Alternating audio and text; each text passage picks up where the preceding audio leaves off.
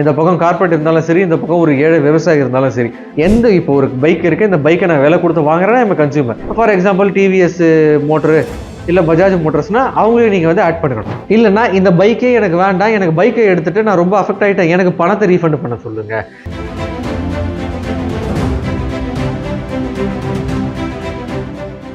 வணக்கம் நண்பர்களே, நான் உங்கள் அட்வொகேட் பரத் கௌரிசங்கர் பேசுகிறேன். எல்லாரும் நல்லா இருப்பீங்கன்னு நான் நம்புறேன்.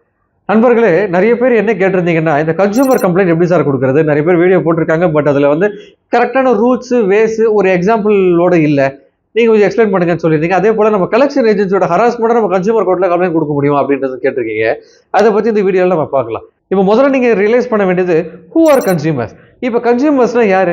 த one who buys a product or one who buys a service from any person, from any industry, from any company. இப்போ ஒரு பைக் இருக்குது, இந்த பைக்கை நான் விலை கொடுத்து வாங்குறேன்னா ஐம் கன்சியூமர். ஒரு தயிர் பாக்கெட் இருக்குது, அந்த தயிர் பாக்கெட்டை நான் பணம் கொடுத்து வாங்குறேன்னா I am becoming a consumer to that product.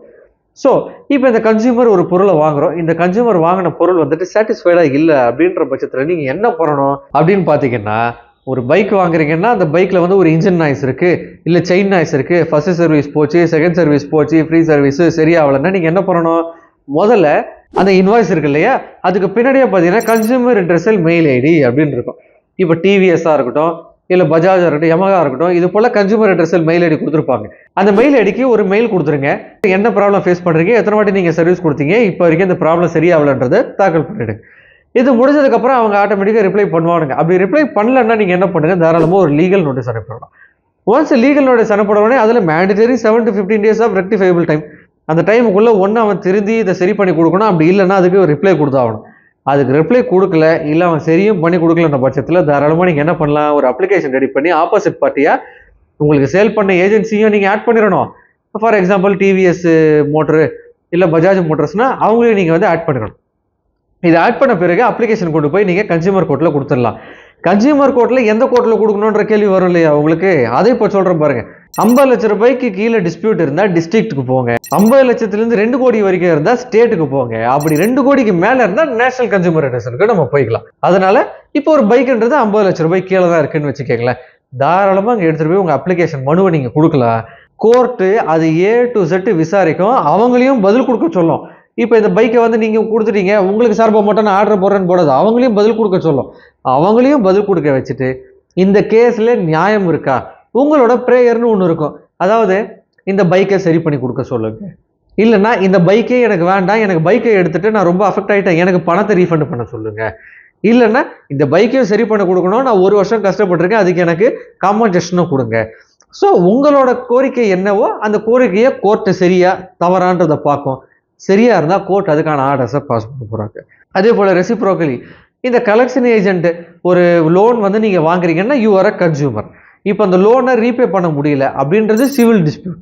இந்த லோனை ரெக்கவர் பண்ணுறதுக்கு ஆள் அனுப்பி உங்களை மிரட்டுறதுன்றது civil dispute as well as. இப்போ நம்ம ஆனரபிள் டெப்யூட்டி சீஃப் மினிஸ்டர் இந்த பில்லை பாஸ் பண்ணதுனால இப்போ இது இம்ப்ளிமெண்டேஷன் வந்தோடனே that comes under cognisable offence. இல்லைன்னா இப்போ நீங்கள் ஒரு கன்சூமர் தானே, உங்களை அவங்க இல்ட்ரீட் தானே பண்ணுறாங்க, நீங்கள் தாராளமாக இப்போ கன்சூமர் கோர்ட்டு போக முடியுமா இல்லையா? தாராளமாக நீங்கள் கன்சூமர் கோர்ட்டு போகலாம். அப்ளிகேஷன் ரெடி பண்ணி நீங்கள் ஒரு லீகல் நோட்டீஸ் தாக்கல் பண்ணி ஒரு அப்ளிகேஷன் ரெடி பண்ணி ஆப்போசிட் பார்ட்டியை வச்சு என்னன்னா நீங்கள் அவங்க வந்து உங்களை மிரட்டுறதையோ இல்லை இல்ட்ரீட் பண்ணுறதையோ இல்லை ஹராஸ் பண்ணுறதையோ வீடியோ எவிடன்ஸ் இல்லை சிசிடிவி எவிடன்ஸ் மேண்டேட்டரியாக வேணுங்க. இப்போ தேர்ட் பார்ட்டி எவிடன்ஸ்ன்றதை விட சிசிடிவி எவிடன்ஸ் வீடியோ எவிடன்ஸ் தான் இன்னும் ஸ்ட்ராங்காகவே நிற்கும் உங்கள் கேஸுக்கு. இந்த வீடியோ இருந்தால் கன்சூமர் கோர்ட்டுக்கு போகலாம். என்ன உங்களுக்கு வந்து பணம் கம்மி பண்ணி பே பண்ண முடிகிறது இந்த கோர்ட் டிசைட் பண்ணது. பட் நீங்கள் அஃபெக்ட் ஆனதுக்கு உங்களுக்கு காம்பன்சேஷன் கண்டிப்பாக அந்த கோர்ட் உங்களுக்கு கொடுக்காம சும்மா விட்டுறது இல்லையா? ஏன்னா கோர்ட்டு எப்பயுமே பார்த்துக்கங்க, வீக்கர் சைடில் இருக்கவனுக்கு தாங்க முதல்ல கோர்ட்டு ஒரு பார்வையை கொடுக்கும். பார்வை கொடுக்கணும்னா எப்படி சார்? நிறைய பேர் இது ஏன் தெரியுங்களா சொல்கிறேன், நிறைய பேர் என்ன கேட்குறீங்க சார், நம்ம ஒரு கார்பரேட் கம்பெனி எழுத்து போகிறோம், இல்லை இவ்வளோ பெரிய கம்பெனி எழுத்து போகிறோம், இது நமக்கு ஒர்க் அவுட் ஆகுமா? கோர்ட்டு எல்லா சைடுமே கோர்ட்டை பொறுத்த வரைக்கும் கேஸு தாங்க. இந்த பக்கம் கார்பரேட் இருந்தாலும் சரி, இந்த பக்கம் ஒரு ஏழை விவசாயி இருந்தாலும் சரி, எல்லாரையுமே ஒன்றா தான் கவனிக்கும். ஒருத்தர் அடிபட்டிருக்காரு, ஏதோ ஒரு விஷயத்தில் அஃபெக்ட் ஆகிருக்காருன்னா இந்த ஆப்போசிட் பார்ட்டி ஒரு லெவலில் இருப்பார் இல்லையா, ஒரு ஈக்குவல் ஸ்டேட்டுக்கு அவர் முதல்ல கொண்டு வந்து சரிசமமாக உட்கார வைக்கும். இதுக்கப்புறம் தான் இந்த கேஸை என்கொயரியை பண்ணோம். அதுக்கு முன்னாடி ஒருத்தர் அஃபெக்ட் ஆகிட்டு இருக்காரு, நீ அஃபெக்ட் ஆகிட்டே இருப்பா, இந்த கேஸ் வந்து என்கொயரி ஆகட்டும்னு சொல்லி கோர்ட்டு விட்டுருமா? எந்த ஒரு ஹானரபிள் கோர்ட்டும் அப்படி விட்டுறாதுங்க. அப்படி நம்பாதீங்க. கோர்ட்டுன்றது வந்து லேஸ்பட்ட விஷயம் கிடையாது. அண்ட் பணக்காரங்களுக்கு மட்டும்தான், கார்பரேட் கம்பெனிக்கு மட்டும்தான் கிடையாது, எல்லாருக்குமே கோர்ட்டு சரி சமம் தான். எல்லாருமே கோர்ட்டை நாடலாம், எல்லாருக்குமே ஜஸ்டிஸ் கண்டிப்பாக கிடைக்கும். அதனால் எல்லாருமே கோர்ட்டுக்கு போகிறதுக்கோ இல்லை ஒரு கம்ப்ளைண்ட் கொடுத்து ரைஸ் பண்ணி இன்னொருத்தங்களை வந்து நீங்கள் குற்றவாளி, அவங்க வந்து தப்பு பண்ணியிருக்காங்கன்னா அவங்களை நீங்கள் குற்றவாளி நிரூபிக்கிறதுக்கோ தயங்காதீங்க. உங்களை போல் ஒரு 10 பேர் ஒரு ஏரியாவில் இருந்து வெளியில் வந்தாலுமே தப்பு செய்கிறவன் ஆட்டோமேட்டிக்காக கம்மியாகிட்டே இருப்பான், எஸ்பெஷலி இந்த கன்சியூமர் கேசஸை பொறுத்த வரைக்கும். அதனால் மக்களே, இந்த வீடியோ உங்களுக்கு ஒரு எஜுகேட்டிவாக இருக்கும்னு நான் நம்புகிறேன். மேலும் நிறைய வீடியோவில் நான் உங்களை சந்திக்கிறேன். நன்றி, வணக்கம்.